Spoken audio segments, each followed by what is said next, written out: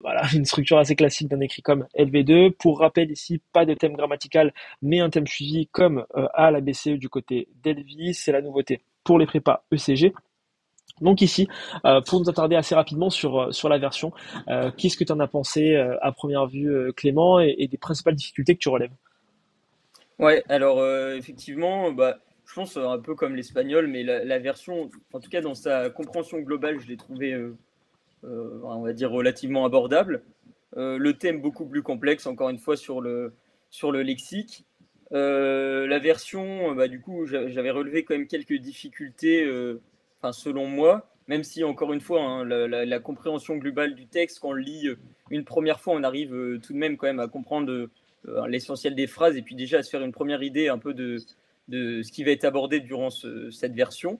Mm, mm. J'avais relevé quand même la source, The Observer, qui est un journal hebdo britannique qui est publié tous les dimanches et qui appartient au groupe The Guardian.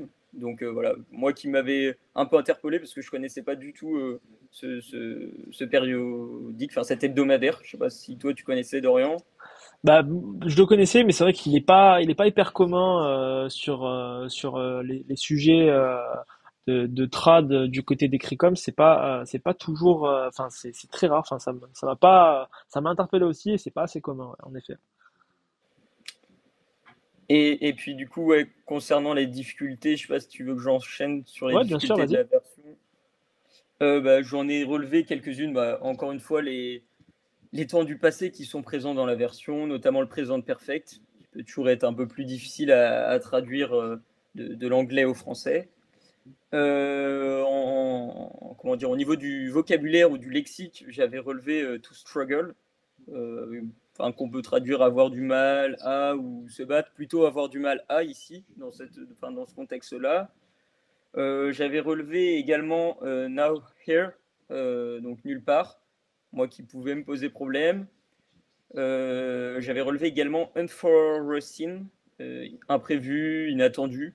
Je sais pas si toi il te posait Mm. problème d'Orient, mais je Il pense peut, qu'il ouais, y a non, totalement, ouais. des étudiants, enfin, qui pouvaient se poser la question là-dessus. Donc voilà concernant les principales difficultés de la version. Je sais pas si tu en as relevé d'autres de ton côté. Non, bah après le langage qui est utilisé, enfin pour le coup là ça reste de la LV2, ça reste assez accessible, il n'y a pas trop de difficultés je dirais majeures sur les mots qui sont utilisés. Fallait bien faire attention à pas traduire littéralement à chaque fois et à Hmm. faire du sens. Je pense que c'était là la principale difficulté de la version et ce qui est généralement le cas et surtout pour le thème plus que la version pour la majorité des candidats du côté des Cricom, mais c'est vraiment faire du sens, avoir une belle cohérence, je dirais, dans les propos, et c'est là où il faut faire hyper attention, mais pas de difficulté, encore une fois, majeure ici qui a été relevée. Je pense que voilà, c'est pas là où les différences, en tout cas de manière notable, vont se faire. Contrairement au thème où je pense que le thème avait été un peu plus technique quand même sur Ouais. certains éléments et pour le coup ici bah, une source du monde assez classique et traditionnelle j'ai envie de dire du côté des Cricom. Donc ça va. Et tout à l'heure, c'était le point pour l'espagnol de Ouais. mémoire. Donc pareil, ça reste encore une fois hyper classique. Qu'est-ce que tu as pensé toi un petit peu de ce thème? Moi, j'ai trouvé quand même beaucoup plus difficile en termes de, euh, de niveau, contrairement à la version. Je l'ai trouvé un peu plus technique quand même avec pas mal d'éléments qui sont pas toujours hyper évidents, en tout cas pour des étudiants en LV2. Ouais, ouais, ouais, ouais, honnêtement, pareil, hein, moi je l'ai trouvé assez dur le thème. Euh, ouais, enfin, il y a pareil, pas mal de mots, enfin, ou de lexique, de vocabulaire que j'ai trouvé assez compliqué. Même, tu vois, pour une LV2, je pense que ça avait permis quand même des thèmes assez complexes qu'il y a eu sur les dernières années. J'ai pas forcément les annales en tête, mais de mémoire, les thèmes étaient parfois un peu plus simples. Après, au niveau pardon, des difficultés que j'ai retenues, ah, il y a encore et toujours, mais ils aiment bien écrit comme là-dessus, c'est les chiffres. Donc, traduire les chiffres en toutes lettres, donc, qui est comme en espagnol. Et puis, encore une fois, là, sur le thème en anglais, on a la même problématique. Donc, bien faire attention, bien maîtriser vocabulaire lié aux chiffres. Et puis après, j'ai relevé différents lexiques, enfin différents mots de vocabulaire qui pouvaient poser problème. Je sais pas si tu veux que j'enchaîne dessus. Ouais, bien sûr, tu peux, ouais. Bah, j'avais relevé déjà le vague de chaleur, waves, j'avais relevé bon, les sans-abri, homeless person, agglomération qu'on pouvait traduire par conurbation ou urban area. Pareil, un increasingly acute problem qu'on retrouve, je sais plus à quelle ligne, un problème de plus en plus aigu. Je pense que ça pouvait poser problème. En tout cas, moi, ça m'aurait posé problème à la place des candidats. Et puis, également, j'avais déversé. Donc, chef. J'avais relevé quoi d'autre que j'avais relevé le bilan. Moi, j'ai choisi de traduire par. Après, il y a plein de traductions possibles. Je sais pas, toi, Florian, par quoi tu l'aurais traduit? Ok, ouais, non, c'est bon, c'est tout bon, hyper clair. Et du coup, là, on avait aussi une remarque, c'était justement par rapport aux chiffres, quand on ne sait pas comment traduire directement le chiffre, je dirais, de manière littérale, bah, c'est exactement la même chose ici que, bah, en fait, pour n'importe quel autre type de mot, il faut réussir à faire en sorte de pouvoir combler le vide, donc avec des superlatifs comme beaucoup, énormément de, ou ce genre de choses-là pour montrer quand même au jury, voilà, ok, je sais pas, mais je vais quand même essayer de me battre, limiter la casse. Mais c'est vrai que non, il y avait quand même quelques tournures pardon, qui n'étaient pas forcément évidents et où il fallait faire preuve d'ingéniosité. Par exemple, de plus en plus aigu. C'est pas forcément un mot qui est aigu qui est hyper facile. Donc il fallait réussir à garder un sens ici qui reste je dirais, cohérent. Mais pareil, encore une fois, on a des tournures qui reviennent et qu'il faut absolument maîtriser de plus en plus. Ouais. Après, j'avais identifié Sans-Abri qui est revenu deux fois, bah, ça ok. Mais j'avais identifié aussi. C'était voilà moins de quelque chose dans toutes ces grandes villes. Bah pareil, est-ce que je vais utiliser at, est-ce que je vais utiliser in, est-ce que je vais utiliser on? Donc ça c'est encore une fois des éléments sur lesquels Ecricom vient nous tester qu'il convient absolument de maîtriser. Et ça nous amène du coup ici donc sur la dernière partie, l'essai donc ici composé encore une fois de deux épreuves, une épreuve qui est basée sur l'opinion, une épreuve qui est basée, je dirais un petit peu plus sur une question de culture. Donc, honnêtement là, c'était simple dans l'intitulé, ça va, on pouvait pas se tromper. C'était assez sympa du côté d'Ecricom parce que c'est arrivé des années où on ne comprend strictement rien aux essais qui sont présents parce qu'on connaît pas un mot ou alors on fait une omission, un contresens et c'est assez horrible.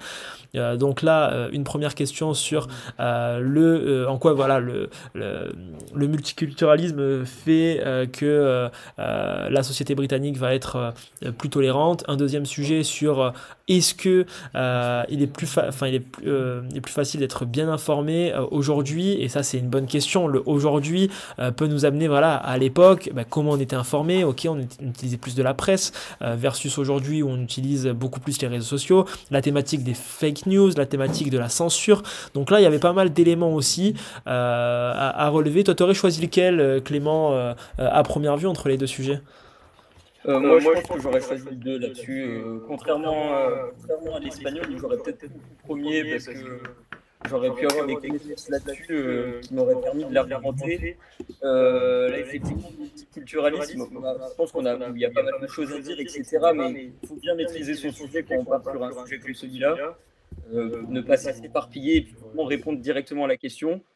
Sur le sujet 2, bon, qui est un peu plus large et puis qui amène là plus à une question d'opinion, etc. Moi, je le trouvais intéressant ce sujet-là, dans le sens où, comme tu l'as dit, mais il y a comment dire, la notion des fake news. Donc ça veut dire qu'effectivement, aujourd'hui, on a peut-être accès beaucoup plus facilement à l'information, que ce soit par les réseaux sociaux, la presse, etc., les applis ou autres. Mais il y a cette problématique-là de est-ce que l'info qu'on a est la bonne?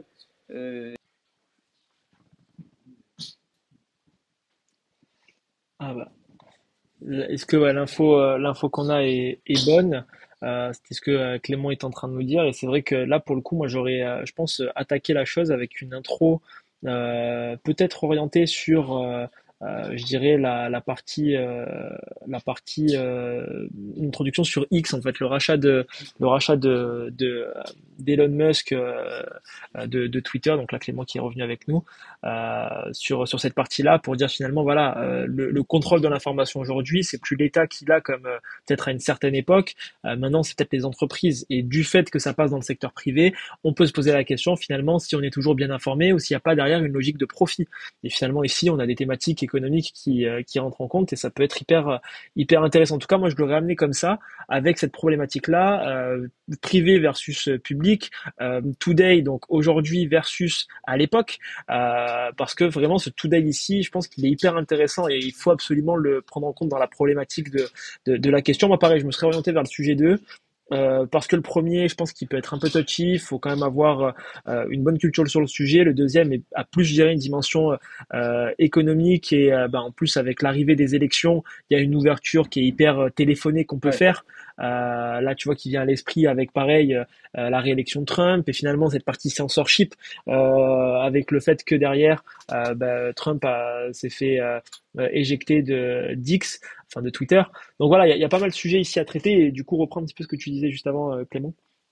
Et oui, ouais, bah, comme tu l'as dit, mais c'est que ça amène effectivement derrière à, enfin, une vraie problématique, une vraie dualité entre les deux choses, justement, cet accès hyper rapide, hyper facile à l'information, mais est-ce que l'information derrière qu'on a, c'est toujours la bonne ou elle est toujours véridique, ou comme tu dis, elle n'est pas un peu manipulée pour une question de profit ou autre, dans un sens ou dans un autre.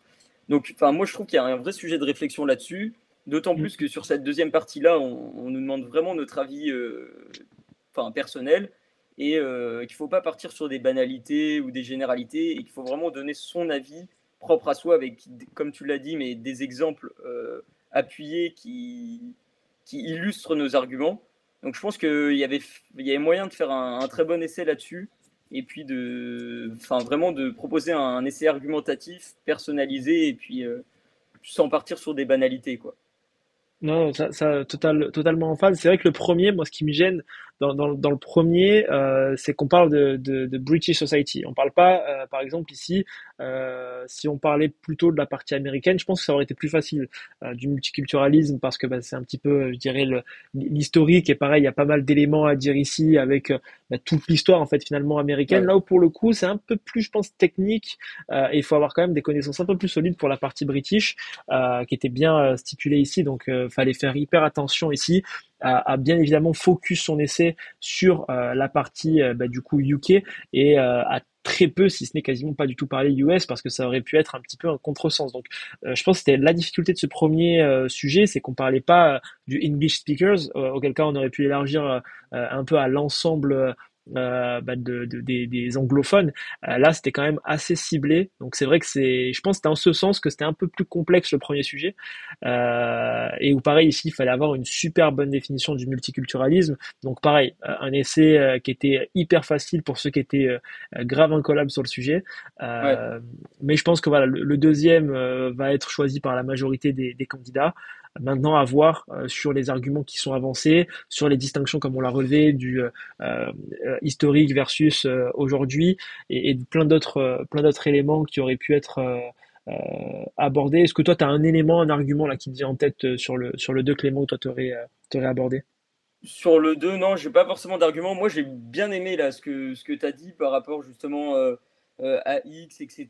Que effectivement, bah, il y a une logique un peu de profit derrière, et que du coup, l'information un peu vite, enfin plus vite ou plus facilement peut-être être manipulée, encore que avant, il y avait peut-être plus de censure également. Enfin bon, tout évolue, etc. Et on peut pas forcément comparer ce qui se faisait hier à aujourd'hui, mais dans la réflexion, ça peut également participer justement à argumenter autour de cette problématique-là.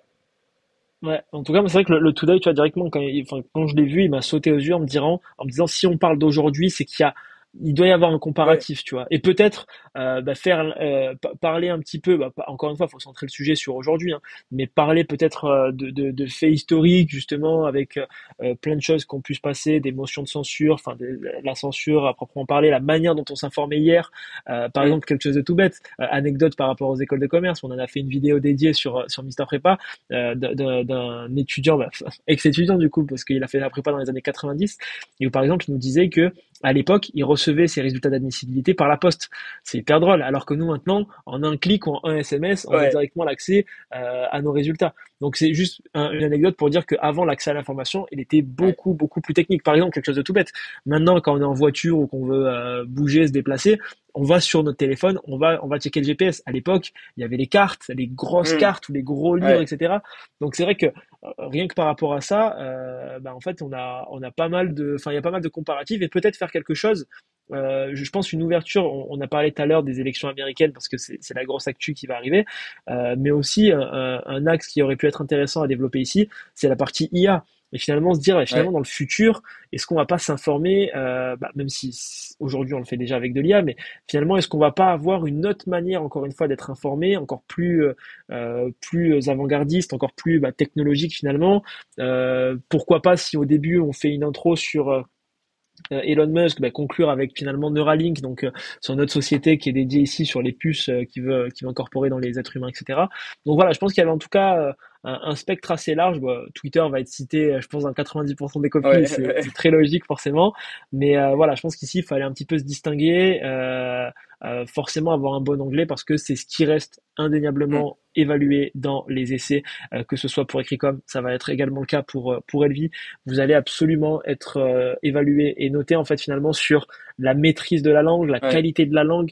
Donc il faut faire hyper attention à ça. Est-ce que tu as des astuces, des tips, Clément, pour les étudiants qui vont passer la LV1 Ecricom et pour ceux qui vont passer les langues également du côté de la BCE pour réussir à bien maîtriser ces essais en langue? Ouais, bah, comme tu le dis, enfin, moi j'avais regardé un peu là, écrit comme du coup avec la réforme, c'est que maintenant l'essai c'est 50% de la note finale, si je dis pas de bêtises. Et j'avais regardé, c'est à peu près 8 points sur le fond et 12 points sur la forme. Donc comme C'est tu quelque chose dis, comme ça. ça montre vraiment l'importance du niveau de la langue. Après, bah, encore une fois, je pense que bon, avoir un plan structuré, c'est primordial pour que derrière que le correcteur suive notre réflexion.